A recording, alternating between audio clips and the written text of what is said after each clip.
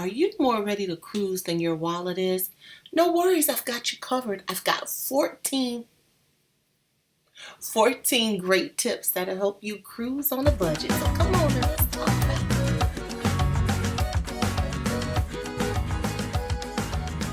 it. Welcome back to my channel, Cruising with Mo. That's me, Monica. And today we are talking about how to cruise on a budget. I have 14 great tips for you. Take what you need and toss the rest. So here we go. Number one, interior cabins. Interior cabins are going to be the least expensive cabins on a cruise ship. And I actually like them. My preferred way to travel really is with a balcony cabin, but I do like interior cabins because I like how they're cozy. There's no light, so you really don't know what time it is outside or even what the weather's doing. But they're nice. They're really cozy cabins, and they are going to save you hundreds of dollars if you choose to get one just so you can get onto that ship. Number two, drive to the cruise port whenever possible. Usually, and I always say usually because of course there are exceptions, but typically driving is going to save you money than flying. So I recommend, if you're trying to save some money, if it's feasible, then just go ahead and drive to the cruise port. Number three, this one I say with the caveat, and it's let the cruise pick the cabin for you. Those cabins they're usually cheaper, but a lot of times they are the less desirable locations.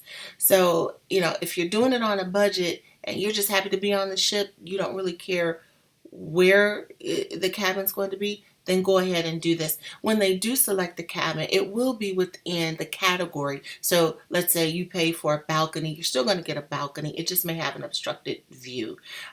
So it's definitely something worth considering when you're wanting to cruise on a budget. I do have another video that goes into more detail, and you could certainly take a look at that about the cabins to avoid. But again, for purposes of this video and trying to save money, that definitely is one way to do it.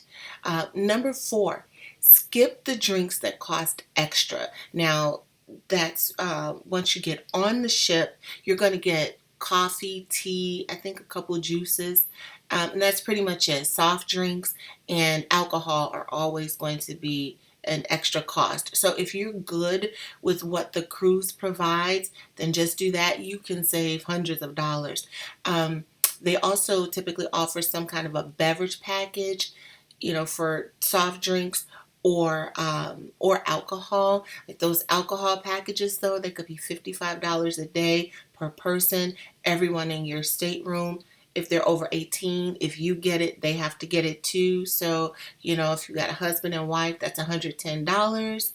And if it's a 7-day cruise, and then you add on taxes, service charge, all of that stuff, you're probably going to add another $1,000 to your, maybe not $1,000, maybe $900 to your bottom line. So definitely, if you can stick with what the cruise offers, then do that and just forego all the extra drinks.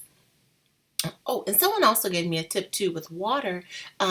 If you add fruit, because there's plenty of fruit, but you could drop some fruit into your water, or take some Kool-Aid packages. Yes, I did say Kool-Aid, or Crystal Light, or something else, sweeteners. You can bring those on board, and that could be a way to have something a little bit more than just water without spending a lot of extra money. All right, number five, I do this all the time, and that's constantly check the website for price adjustments. So once you book your cruise, if that cruise goes down before you sail, if you contact the cruise line and let them know, they'll adjust your price. So either they'll reduce the amount if you're still paying on it, or if you're already paid in full, they'll give you the difference in the form of an onboard credit, which you can then use for something else once you're actually at sea. So that's a very good way to save money. It's something a lot of people don't do, but I definitely encourage you to do it. Once I book a cruise, several times a week, I'll just go on, put in the specs, and see if the cruise has gone down. So you'll save money that way. Number 6, stick to what's included in your cruise package. So just forego all the extras because there's a lot of ways you can spend your money. There's the casinos, there's different activities, there's the picture packages. All of that stuff will add to the cost. So if you just stick to what you paid for, you can still have a fabulous cruise and come back with thousands of dollars still in your pocket because you didn't nickel and dime it away. Um, but if you do want to do shore excursions, so this leads into number 7. If you do choose to do shore excursions, then you can do a couple different things. One, you can prepay. A lot of times you'll save money if you prepay. Or you can book, once you get wherever you're going, you can find someone locally and book a shore excursion. A lot of times, I mean, it happens at every port. The people are there, say, come on, come with me.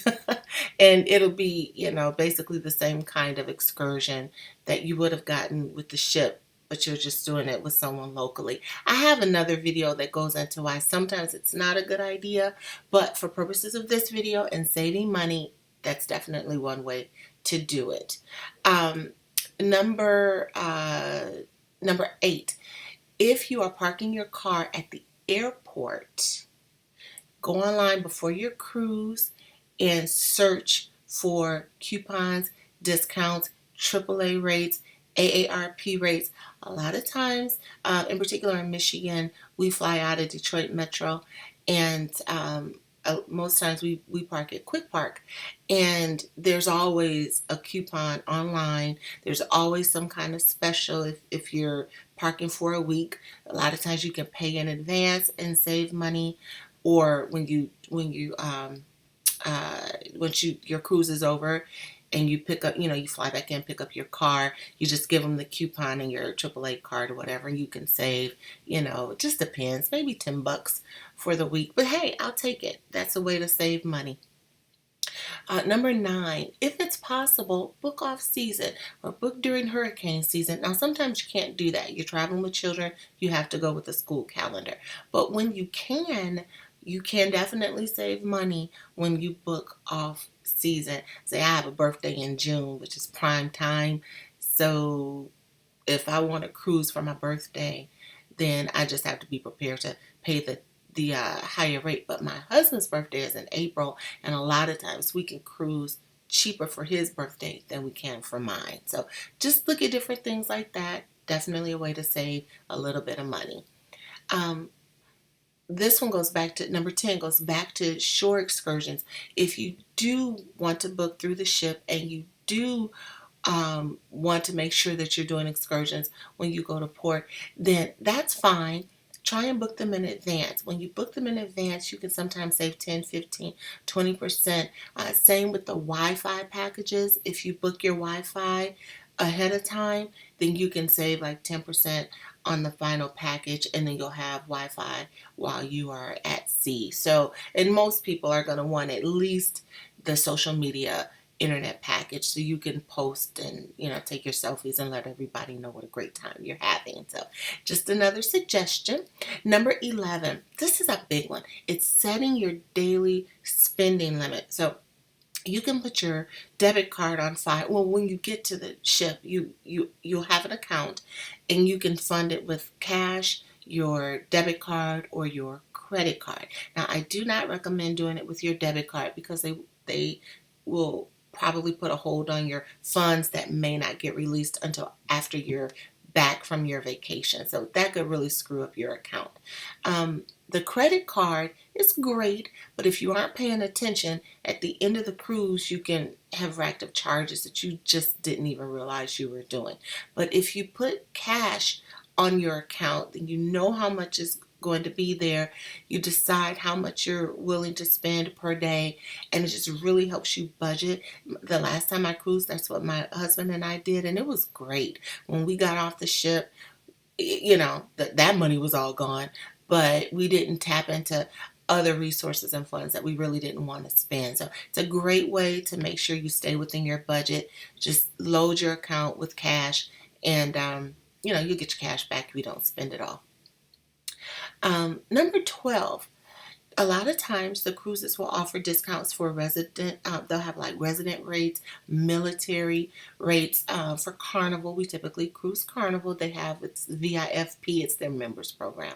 But anyway, there'll be different rates and offers and discounts for VIFP members. So join whatever your cruise line of choice. Join their members only group, for lack of a better word.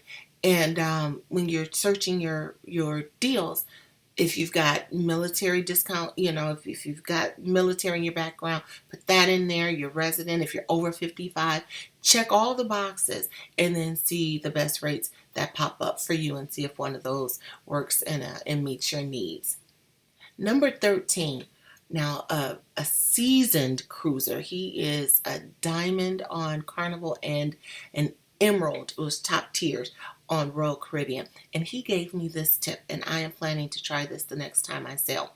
He said you get it's like basically a resort for a day pass. So when you get on the ship, he always asks his stateroom attendant or the waiter at dinner, on the different ports, where, what hotel can he go to and enjoy the amenities of that hotel while he's at shore.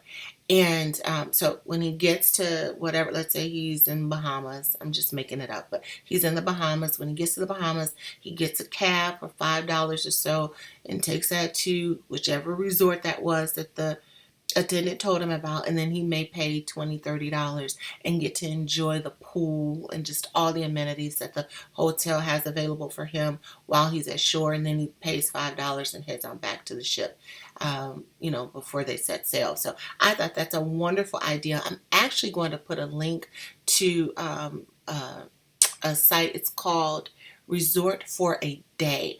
And they have the exact type of packages that he was talking about. So that could be a great way to continue the relaxing vacation that you're having and save some money and have just another experience. Because quite honestly, the pools on the ships get so crowded. So maybe you can hang out at the resort and hang out in their pool and just have a little more breathing room and still have a really good time.